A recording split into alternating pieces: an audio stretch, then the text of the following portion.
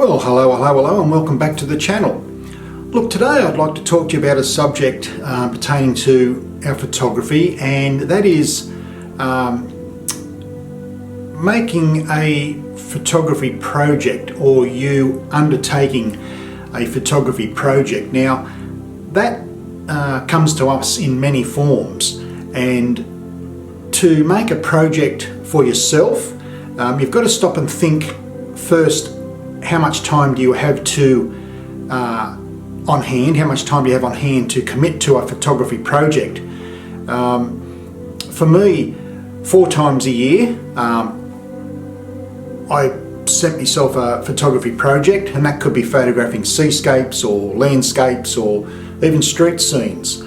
So how I plan it is that I pick a subject, or I pick an area, and then I pick a subject within that area. And I'll pick a waterfall situation as an example, because that's what I love doing, is photographing waterfalls.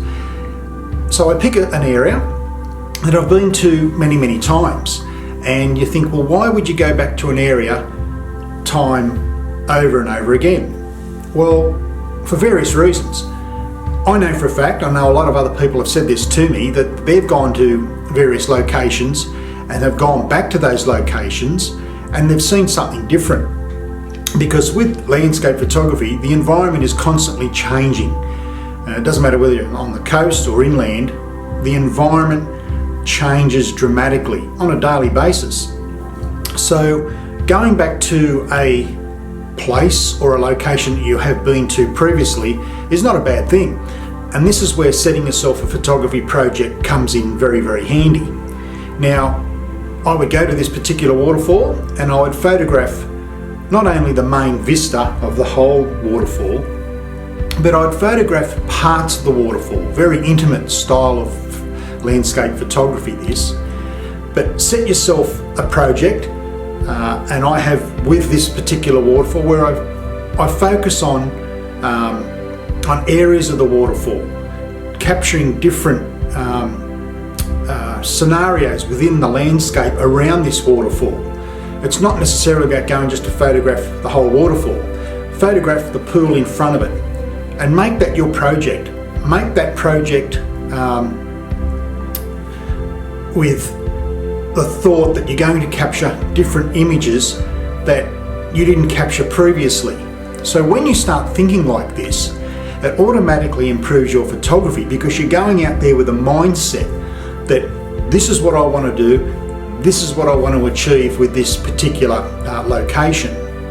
So, and you can do that with any style of photography. You might want to go and photograph, I don't know, something in the street, fences, doors, people, bridges. Just go around and photograph bridges for a few weeks. But for me, I like to go to a location that I've been to before, because I've got that intel or that information as to what to expect when I get there. It doesn't really work, I think, with areas that you've never been to before, because you're too busy looking for composition to plan a project such as this. But setting a photography project for yourself is a really good way of keeping the enthusiasm going, keeping your energy levels up, and it also boosts your creativity with your photography. So planning a photography project once or twice a year, I think is very helpful for all of us. And as I said earlier, I do one every 3 months, and I do that for about 2 weeks, where I just go back to the same location, and every time I go back, there's something different that I didn't see before.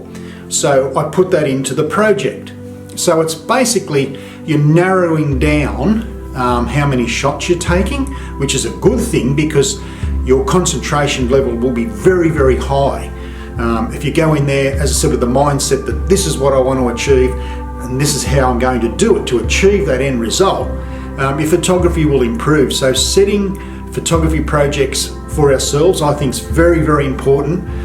One, to keep the enthusiasm going, of course, but it also improves your skills as a photographer. And I know this for a fact, because people that have been in our workshops have done this, and they've contacted me back and have said, yeah, it works. We've taken some excellent shots of a location we've been to many times, but the photos we took, we didn't even realise that they were there in the first instance when we went there the first time round. So pick a location you've been to before, because you already know it, and go back there with a photography project in mind that I want to photograph a part of that main scene, and concentrate on that, because if you do so, you're honing your skills here, you're learning your craft, you're perfecting your craft through really simplicity actually, and it's quite interesting what you can come away with. So I think setting photography projects for yourself, and as I said, it could be anything, but give it a go, give it a thought, and I think you might be pleasantly surprised at how well your photography will improve by just simply setting yourself a photography project. So that's it for another episode of Sniper Photography. I hope you get something out of that. If you haven't subscribed to my channel, please do so. Hit the bell. And hit the bell on the subscriber button, hit that, and hit the little bell next door so you don't miss anything. I try and post these videos once or twice a week, both here in the studio and outside. But other than that, thanks for listening, thanks for watching, and as I always say, be nice to yourself, family and friends, but most of all, you keep shooting, keep smiling, have fun, and bye for now.